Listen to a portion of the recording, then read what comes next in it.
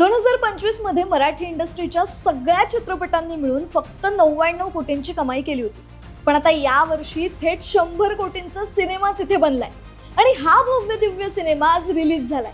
आता तुम्हाला कळलंच असेल, मी राजा शिवाजी या चित्रपटाविषयी बोलते, ज्या चित्रपटाची चर्चा गेल्या अनेक वर्षांपासून सुरू होती, ज्याच्या नावावरून वाद झाले आणि ज्यासाठी रितेश देशमुखने तब्बल 10 वर्ष मेहनत घेतली. पण आता प्रश्न असा आहे की आजवर शिवाजी महाराजांवर अनेक चित्रपट येऊन गेले, मग तोच इतिहास, तोच शिवकाळ रितेशने नेमकं कोणत्या नव्या नजरेतून मांडला असेल, तेच जाणून घेऊया.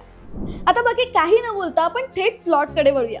तुमची पाठीमागून मारायची वृत्ती मराठी ज्या दिवशी ओळखतील ती तुमच्या शेवटाची सुरुवात असेल.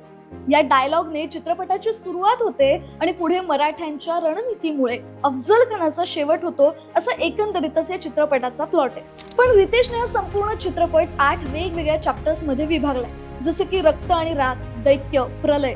आता यामुळे आपल्याला स्वराज्याचा संघर्ष टप्प्याटप्प्याने समजून घेता येतो. याच दरम्यान जिजाऊ माँसाहेबांनी बाल शिवरायांच्या मनात पेरलेलं स्वराज्याचं स्वप्न, त्यानंतर शिवरायांनी मुघल आदिलशहाच्या जुलुमाविरुद्ध दिलेला लढा, हे सगळं रितेशने लेखक, दिग्दर्शक आणि अभिनेता अशा तिन्ही नात्यांनी अत्यंत प्रभावीपणे मांडलंय आणि यासाठी त्याला खरंच दाद दिली पाहिजे. आता रितेशच्या अभिनयाबद्दल बोलायचं झालं तर रितेश देशमुखने छत्रपती शिवाजी महाराजांच्या भूमिकेत स्वतःला पूर्णपणे झोकून दिलंय. त्यांची शरीरयष्टी, बोलण्यातली जरब आणि डोळ्यातलं तेज, या सगळ्याचा उत्तम मिलाफ त्याने साधलाय. विशेष म्हणजे चित्रपटात रितेशची दोन्ही मुलं राहिल आणि रियान यांनी सुद्धा चित्रपटसृष्टीत डेब्यू करत बाल शिवरायांच्या वेगवेगळ्या भूमिका साकारल्या. खलनायकाच्या भूमिकेत संजय दत्तने अफजल खान म्हणून जी दहशत निर्माण केली आहे ती पाहून अंगावर अक्षरशः शहारे येतात. शिवाय अभिषेक बच्चनने संभाजी राजांच्या भूमिकेद्वारे मराठीत एंट्री करून पुन्हा एकदा त्याचं पोटेन्शियल दाखवून दिलंय. मराठी भाषेसाठी त्याने घेतलेली मेहनत या चित्रपटात दिसून आली. विद्या बालनचा बडी बेगमचा अंदाज, तिचे डायलॉग, तिचे एक्सप्रेशन सगळंच चित्रपटात भाव खाऊन गेलंय. शिवाय सलमान खानचा जीवा महाला म्हणून असलेला छोटा पण धमाकेदार कॅमिओने चित्रपटाची रंगतच वाढवली. आता एकीकडे या भूमिका चांगल्या असतानाच भाग्यश्री पटवर्धन यांच्या रूपात राजमाता जिजाऊ यांना पाहणं थोडं कठीण जातं. त्यांनी आपल्या परीने प्रयत्न केले असले तरी त्या भूमिकेसाठी आवश्यक असणारा जरब आणि प्रभाव म्हणावा तसा पडद्यावर उमटू शकला नाही, असं दिसून येतंय. शिवाय महाराणी सईबाईंच्या भूमिकेत जिनिल्या देशमुखही काहीशी विसंगतच वाटली. तिच्या संवाद फेकीत मराठी भाषेचा लहेजा अपूर्ण वाटतो, ज्यामुळे ते भूमिकेतलं मराठी पण कुठेतरी हरवल्यासारखं वाटतं. या उलट सचिन खेडेकर यांनी शहाजीराजांची भूमिका अत्यंत समर्थपणे पेलली आहे. शिवाय महेश मांजरेकर, फरदीन खान, बोमन इराणी, अमोल गुप्ते, अशोक समर्थ, जितेंद्र जोशी आणि सुरेश विश्वकर्मा यांच्या वाट्याला आलेल्या लहान सहान पण तितक्याच महत्वाच्या भूमिकाही त्यांनी चोख बजावल्या. आता चित्रपटाच्या बाकीच्या गोष्टींबद्दल बोलायचं झालं तर राजा शिवाजीचा फर्स्ट हाफ थोडा स्लो आहे, पण स्टोरी बिल्डिंगसाठी त्या गोष्टी महत्वाच्या आहेतच.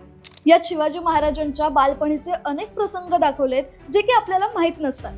बाकी डायलॉग ही या चित्रपटाची उजवी बाजू म्हणावी लागेल. मराठ्यांचा इतिहास हा भावनांशी जोडून असल्यामुळे संवादाच्या माध्यमातून त्याच इमोशन्सला धरून रितेशने राजा शिवाजी सादर केलाय. शिवाय कॉस्ट्युम आणि सह्याद्रीचे गड किल्ल्यांचे व्हिज्युअल्स ही सुद्धा या चित्रपटाची दमदार बाजू असल्याचं दिसून आलं. शिवाय चित्रपटाची आणखी एक खास गोष्ट म्हणजे फाईट सिक्वेन्स. मराठीत पहिल्यांदाच अशा प्रकारचे ऍक्शन सीन पाहायला मिळाले. बाकी या चित्रपटात वापरलेली शस्त्र, त्यांचं डिटेलिंग इतकं उत्तम आहे की रितेशने या चित्रपटासाठी किती मेहनत घेतली आहे हे दिसून येतं. म्युझिक बद्दल कायच बोलणार, अजय अतुल यांचं कंपोजिशन हा या चित्रपटाचा आत्माच आहे. बरं, हे झाले सगळे चित्रपटाचे पॉझिटिव्ह ऍस्पेक्ट्स. आता निगेटिव्ह पॉइंट्स बद्दल सांगायचं झालं तर मुळात कोणताही चित्रपट परिपूर्ण नसतो, हे आपण लक्षात घेतलं पाहिजे. त्यामुळे काही ठिकाणी VFX आणि कलर ग्रेडिंग मध्ये थोड्या उणिवा जाणवतात. शिवाय युद्धाचे काही प्रसंग थोडे कृत्रिम वाटू शकतात. पण मगाशी म्हटल्याप्रमाणे या चित्रपटात मुळात इमोशन्सवर भर दिल्यामुळे थोडं तांत्रिक त्रुटींकडे आपण नक्कीच दुर्लक्ष करू शकतो.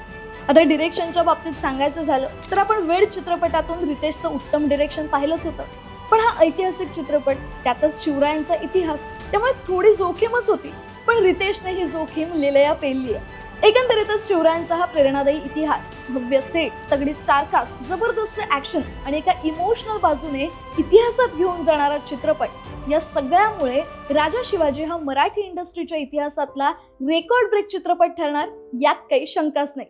मग तुम्ही कधी हा चित्रपट पाहताय आणि पाहिला असेल तर हा चित्रपट तुम्हाला कसा वाटला आम्हाला कमेंट करून नक्की सांगा. आणि अशाच इंटरेस्टिंग गोष्टी जाणून घेण्यासाठी गाजा वाजाला लाईक, शेअर, फॉलो आणि सबस्क्राईब करायला विसरू नका.